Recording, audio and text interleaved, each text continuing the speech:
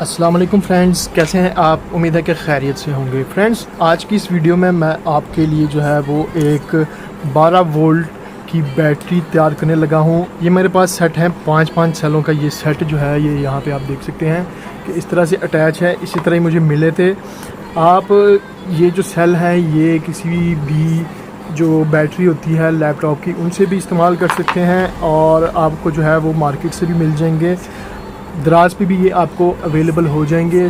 तकरीबन 100-120 रुपए का एक पीस देते हैं। 150 मुख्तलिफ़ क्वालिटी के हिसाब से जो है वो ये सेल अवेलेबल होते हैं। तो इसको मैं जो है वो 3-3 सेल में जो है वो डिवाइड करके, तो एक सेल जो होता है वो तकरीबन 3.7 वोल्ट का होता है और 3.7 वोल्ट अगर हम मल्टीप्लाई करें बाई 3 से या 3 से, तो आपके पास जो वोल्टेज आएंगे वो वोल्टेज आएंगे 12.4 के करीब तकरीबन। तो आप देख सकते हैं कि ये 18 वोल्ट के सेल बने हुए हैं। ठीक है, तो हम सेल को इस तरह बनाएंगे कि इसमें से ये जो 2 सेल हैं ये फ़ारग हो जाएंगे। ठीक है, यानी कि अलहदा हो जाएंगे, बस इस तरह से जुड़े हुए हैं। और इनके ऊपर ये जो देखें ये है इसका पॉजिटिव, ये नेगेटिव, ये फिर पॉजिटिव और ये नेगेटिव, ये पॉजिटिव और ये नेगेटिव। बहरहाल फ्रेंड्स, ये 3 सेल मिलके जो है ये हमारे पास वोल्ट देते हैं 12 वोल्ट के करीब। ठीक है, और इसकी चार्जिंग के बारे में बता देता हूँ आपको कि इसको चार्ज करने के लिए और इसको कंट्रोल करने के लिए मैंने ये दराज से जो है ये एक BMS मंगवाया हुआ है। ठीक है, ये BMS जो ये 20 एम्पेयर का है, 12.6 वोल्ट। ठीक है, उसके बाद यहाँ से आपने इनपुट देना है पॉजिटिव और नेगेटिव। 8.4 वोल्ट है और 20 एम्पेयर इसके ऊपर लिखा हुआ है। फिर 4.2 वोल्ट का एक इन्होंने दिया हुआ है पॉइंट, और उसके बाद जो है ये 0 वोल्ट है। यानी कि आपने ये 0 वोल्ट नेगेटिव पे लगाना है। उसके बाद जो पॉइंट आएगा वो यहाँ पे 4.2 वोल्ट आएगा, यानी कि एक सेल के दूसरी तरफ जो वोल्ट आएंगे वो इतने होंगे।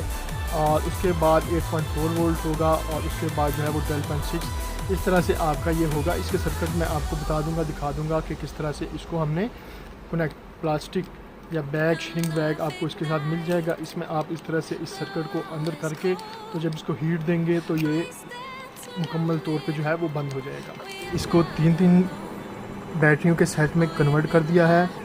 तो ये 3-3 बैटरियों के सेट जो है अब ये आपको 2000 मिली एम्पेयर देंगे, क्योंकि 2000 मिली एम्पेयर अगर एक सेल है और इसको सीरीज़ में जोड़ा जाए तो इसके वोल्टेज बढ़ते हैं। इसके जो है वो जो एम्पेयर है वो उधर ही रहेंगे, लेकिन अगर आप इसको पैरेलल में जोड़ेंगे तो फिर इसके एम्पेयर बढ़ेंगे लेकिन वोल्टेज वही 3.7 रहेंगे। इसलिए मैंने सीरीज़ में इसको जोड़ा है ताकि इसके एम्पेयर जो हैं वो वही रहें और वोल्टेज बढ़ जाए। क्योंकि हमने एक 12 वोल्ट की बैटरी बनानी है तो हमने वोल्टेज बढ़ाने हैं। एम्पेयर बढ़ाने के लिए जब ये एक दूसरे के साथ पैरेलल में लगेंगे ये वाले सेल, तो तब जो है ये हमें एम्पेयर बढ़ा के देंगे। तो आगे फ्रेंड्स, अब मैं इसको जो है वो यहाँ पर स्टेक करके तो फिर आपको दिखाता हूँ कि इसके आगे कनेक्शन कैसे करने हैं। साथ में यहाँ पे डायग्राम का भी सहारा लूँगा ताकि डायग्राम में आपको बेहतर तरीके से समझ आ सके कि ये सेल जो है वो मैं किस तरह से कंबाइन करूँगा।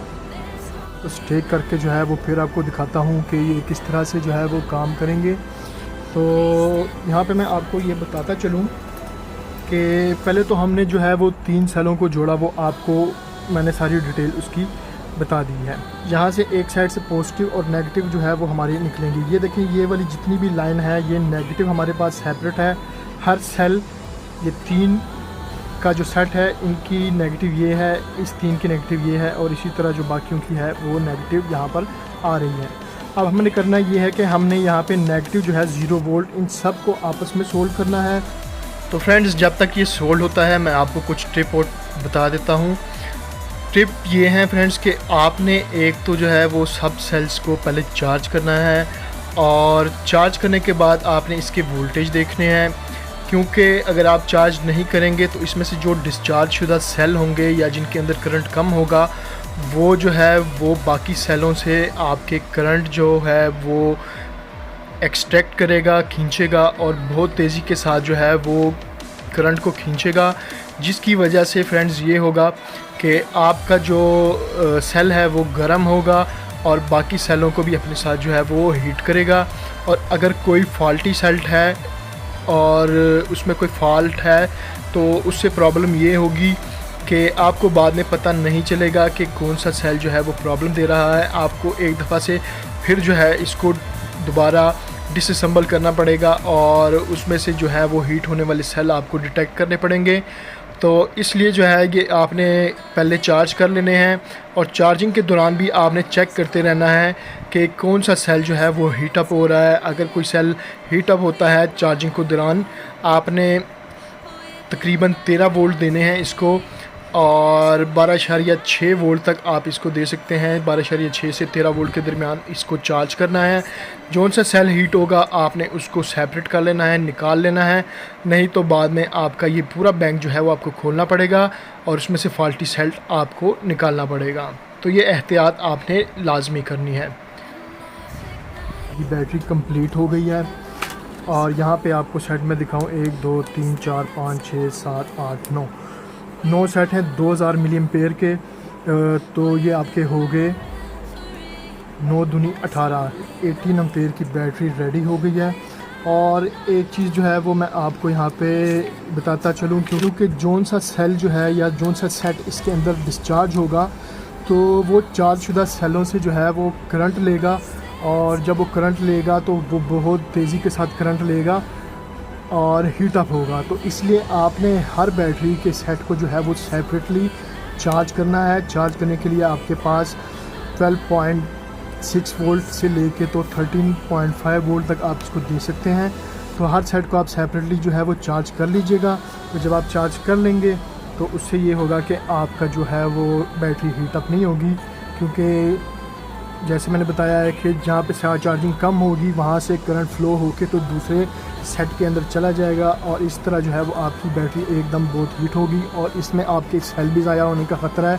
तो आप जो है ना, सबसे पहले बेहतर यही है कि इसको चार्ज कर लें और चार्ज करने के बाद जो है वो आप अपने बैटरी के इस तरह के जो है बैंक को बनाएं और एहतियात लाजमी है क्योंकि शॉर्टेज हो जाती है इसके अंदर। बाकी यहाँ पे आपने एक कोशिश करनी है कि आपकी जो, जैसे मैंने इस साइड के ऊपर यहाँ पे किया है कि ये जो है ये हमारा सेंटर पॉइंट है, ठीक है, ये सारा, और इस सेंटर पॉइंट को जो है वो मैं हाईलाइट कर देता हूँ।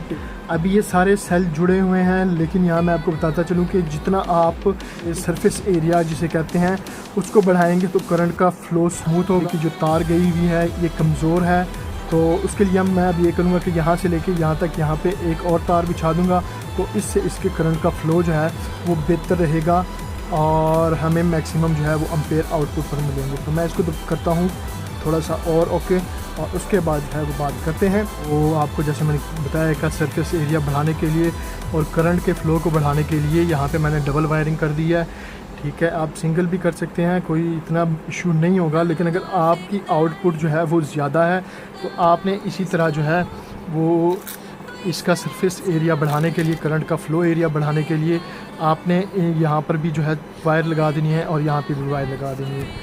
आपको यहाँ पर मिलेंगे 0 वोल्ट, यहाँ पे 4.2 वोल्ट और 8.4 वोल्ट और 12.6 वोल्ट, और ये पॉजिटिव और नेगेटिव आपके इनपुट और आउटपुट दोनों के लिए कंबाइन इस्तेमाल होंगे। तो अभी आपने जो स्टार्ट करना है वो 0 वोल्ट से करना है, यानी कि जो बैटरी की ये नेगेटिव पॉइंट है ये आपका 0 वोल्ट है। और इसके बाद जो है यहाँ पर मैं आपको लिख भी देता हूँ, ये 0 वोल्ट है और उसके बाद ये 4.2 वोल्ट है, ठीक है। अगर आपको नज़र आ रहा हो तो 0 वोल्ट, 4.2 वोल्ट और उसके बाद जो है वो आपका आएगा 8.4, यानी कि यहाँ से गुज़र के जब तार यहाँ पे आती है तो 8.4 वोल्ट, और यहाँ से जो है वो दोबारा जाके जब यहाँ पे आती है तो ये आपके 12.6 वोल्ट हो गए, ठीक है, 12.6 वोल्ट। 0 वोल्ट है, ठीक है, ग्राउंड ये वाला। इस पॉइंट को और इस पॉइंट पे आपने मोटी तार लगानी है और बाकी आप नॉर्मल जो है वो तार लगा सकते हैं, कोई इशू नहीं है इसमें। लेकिन आपके ये जो 0 वोल्ट और 12.4 वोल्ट है इसको आपने जो है वो मोटी तार लगानी है। देखते हैं ये वायर्स इस तरह से लग गई हैं और अब हमने जो है वो करना ये है कि जैसे मैंने आपको बताया है कि इनको इनकी लेंथ के हिसाब से काट के तो उसके बाद जो है वो इसको हम आगे काम पर इस्तेमाल करेंगे। ये BMS की सारी वायर्स मैंने उस हिसाब से उस लेंथ से काट ली है जिस लेंथ के साथ मुझे चाहिए होगी।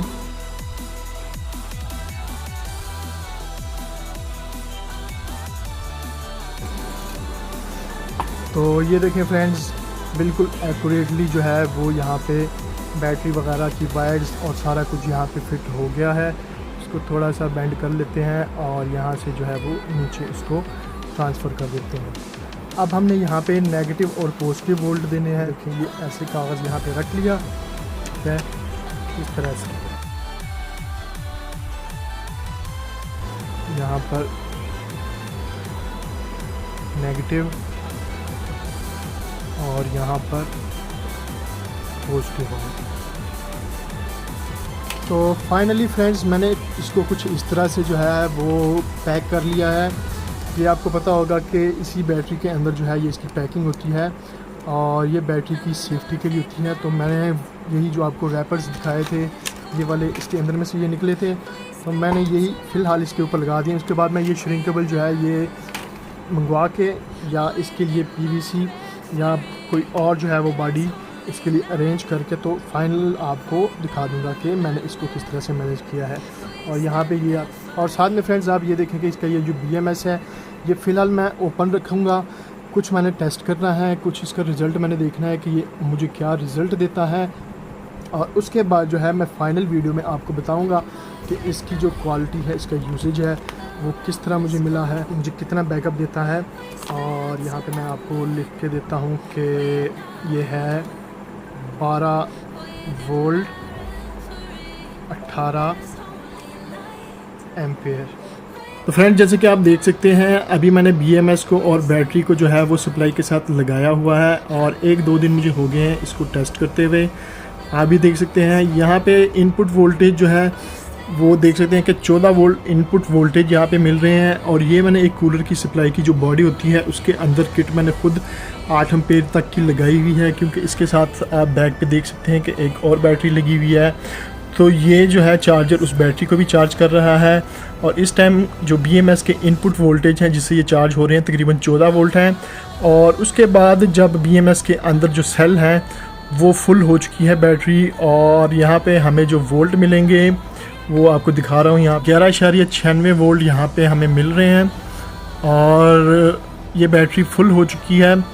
तो यहाँ पे मैंने आपको जो फुल बैटरी के वोल्टेज है उस पर भी चेक करवा दिया है कि बैटरी जो है वो कट ऑफ हो चुकी है और 11.97 जो है वो सेलों के अंदर जो है वो वोल्टेज BMS के बाद हमें मिल रहे हैं।